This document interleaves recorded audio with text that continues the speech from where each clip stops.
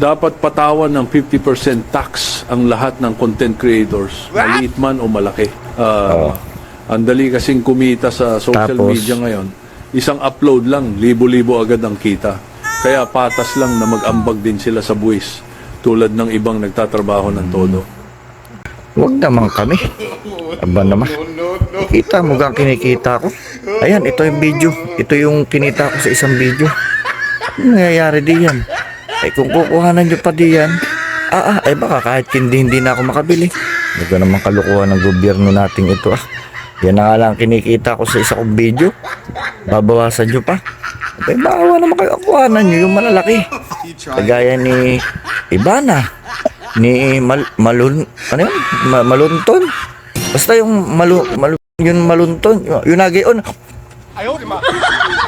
Basta yun na yun. Basta, Mr. Chair, pakiusap namin sa inyo, huwag nyo na kaming bawasan. Yung matataas lang bawasan nyo. Ha? Yun lang. I love you.